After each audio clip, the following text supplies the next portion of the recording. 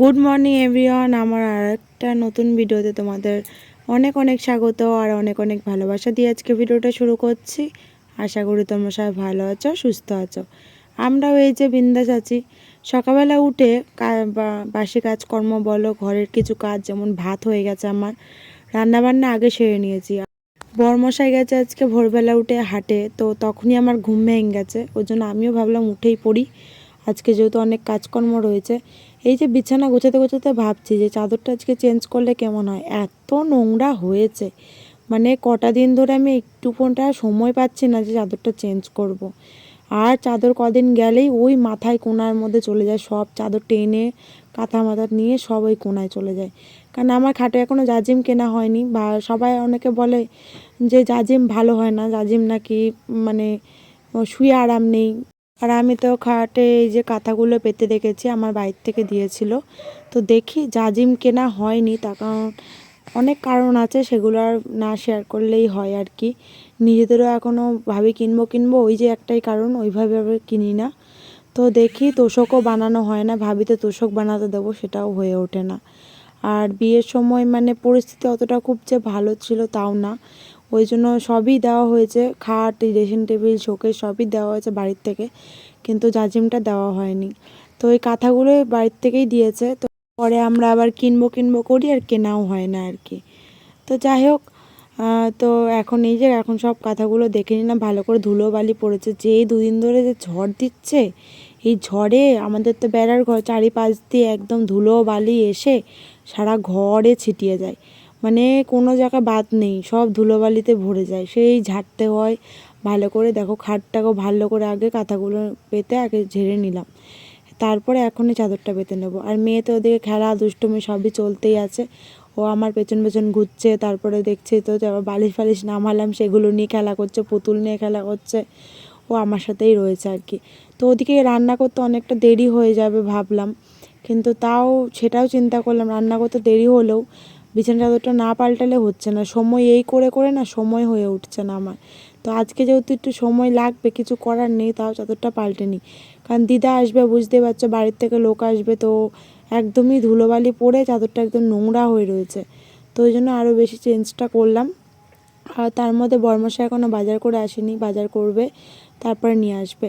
তো দেখি ঘরের মধ্যে কিছু রয়েছে সবজিপাতি, সেগুলোই রান্না করব। কারণ মেয়ে ঘুম থেকে উঠেছে, উঠে নিয়ে এই যে এখন খেলাধুলা করছে, ওকে এখনও খাবার দিতে পারিনি।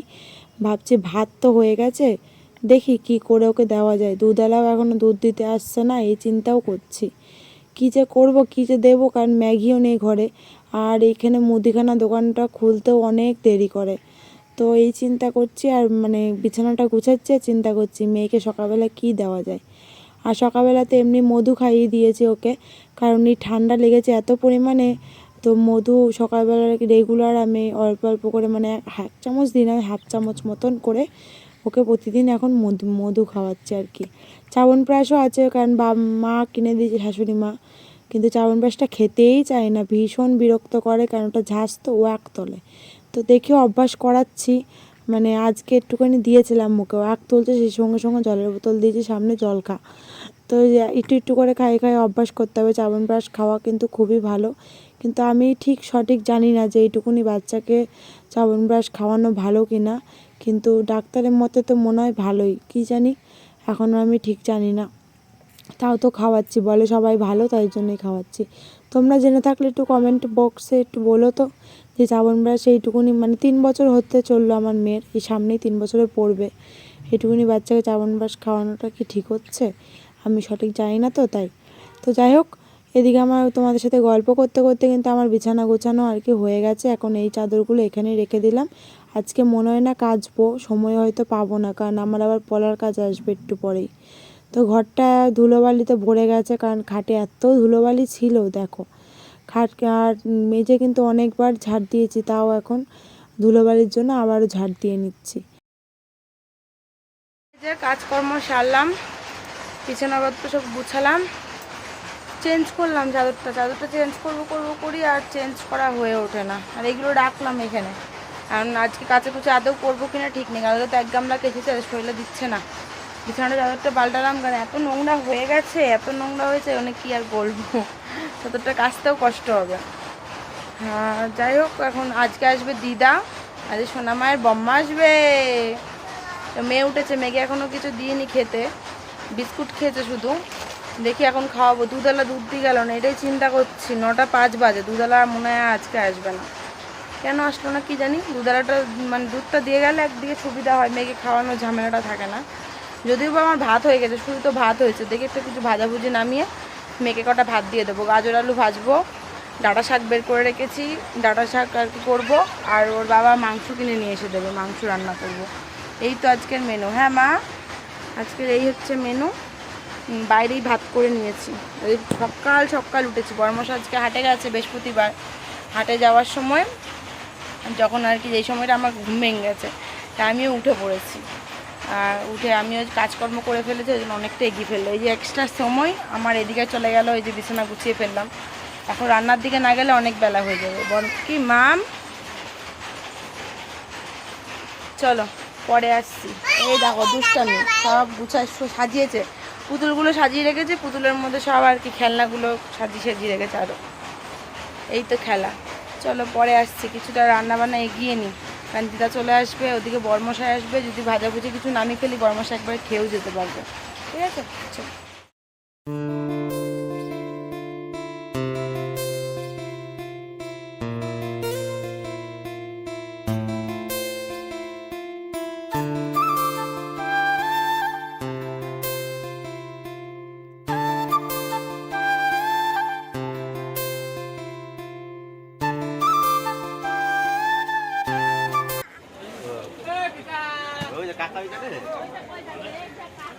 কাকা দেখে নিয়েছে।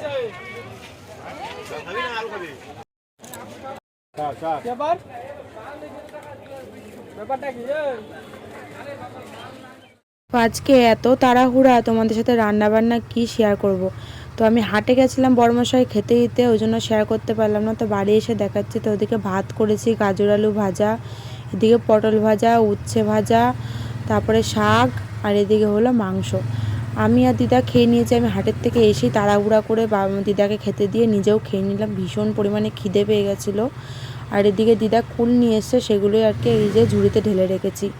আর এইদিকে ফ্রিজে মিষ্টি এনেছে, ওর বাবা কালকে রাতে এনে থুয়েছে, দিদা আসবে দিদাকে দেবা। তো ফ্রিজ থেকে বের করে দেখি ঠান্ডা বরফ রয়েছে, সেটাই ঠান্ডা কাটাতে রেখে দিলাম।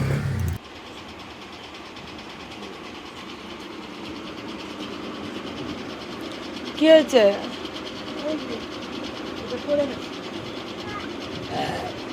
হ্যাঁ, বোতল দে।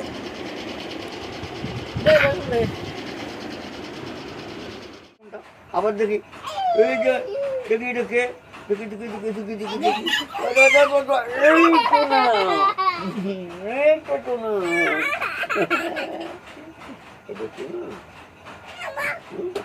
না বাবু আচ্ছা ঠিক আছে।